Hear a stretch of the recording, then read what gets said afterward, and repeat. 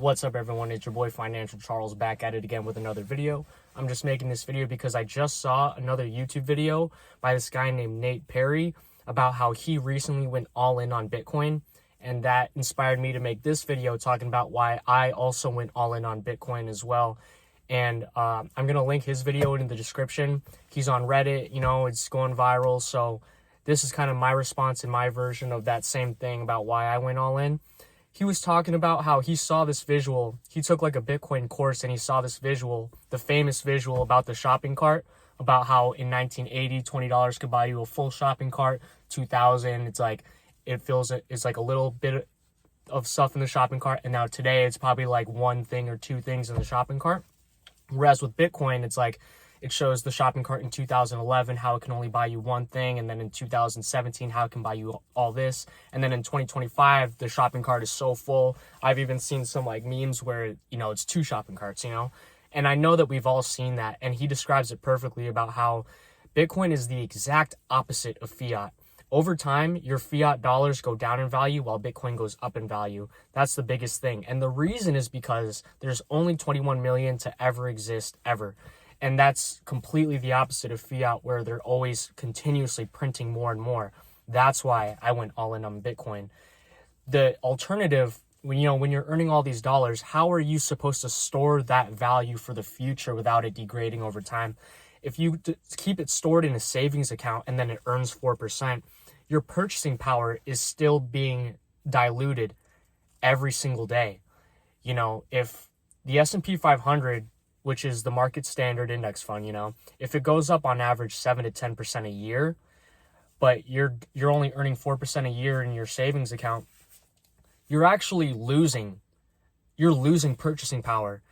You can try to judge it based off of CPI, like, oh, inflation, CPI is only 3%, blah, blah, blah. But that is a specific basket of goods that they are allowed to pick what goes in that basket of goods. So if something gets overinflated, like let's say coffee gets overinflated by maybe like doubles in price, they remove it from the basket so that way they can still maintain that pretty 3% number. But when you're comparing the dollar to something valuable like the S&P 500 index fund, if the S&P 500 is going up 7 to 10%, if the S&P 500 is going up 7 to 10% a year against the dollar, that means the dollar is losing 7 to 10% of value against the S&P 500. And, so you could say on paper, oh yeah, the S&P 500, it grows in value, but it grows in value in terms of fiat denomination, meaning that of course it's going to go up in value because in dollar terms, it's going to go up in dollar terms because the dollar is getting more and more worthless each day because they print more and more of it. The big thing about Bitcoin is that there's only 21 million coins. So if value keeps going up in the world, but there's the same amount of Bitcoins, more value has to be assigned to the same amount of Bitcoins. Whereas in the fiat world, you can just print more money to represent that new value. It devalues everyone's dollar. But, that's the biggest thing. It's finite in supply. There's only 21 million. The supply goes down over time. The available supply to purchase goes down over time, while the demand goes up over time. So with Bitcoin, the demand is consistently going up and the supply is constantly dwindling. So eventually it'll reach a point where the growth is exponential. Like it's crazy.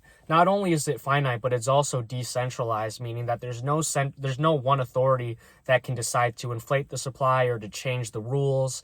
It's not the Federal Reserve where the Fed can just print on demand whenever they feel it's necessary to stimulate the economy, So that's that. It's decentralized, and no law, no government can forcefully take it from you unless you willingly give it to them, because it's enforced by code. If the government does not like you, they can go to Chase Bank, and Chase Bank has to comply because they have to comply with the government. They can freeze whoever's bank account if they don't like you. With Bitcoin, no matter how much you don't like me, you cannot freeze my account. You cannot call up the Bitcoin CEO to confiscate my Bitcoins. You can even torture me. If you kill me, you will never get the coins.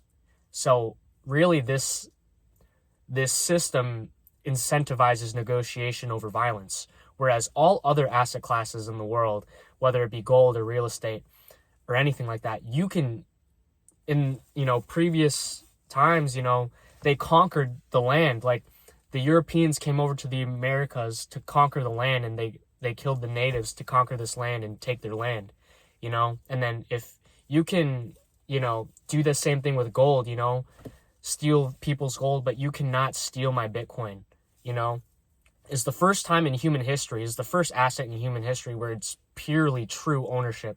There's nothing else that you truly own in this world besides Bitcoin. Even your brokerage, even your stocks in your brokerage account, that is held within the hands of Fidelity and Vanguard, which are two companies that have to comply to the government. So if the government doesn't like you, they can tell Fidelity and Vanguard to freeze your assets. Bitcoin is the best asset in the world, and it will continue to be that way, and it'll continue to be the asset that outpaces all other assets, because all other assets are only going up because it is going up in terms of fiat denomination.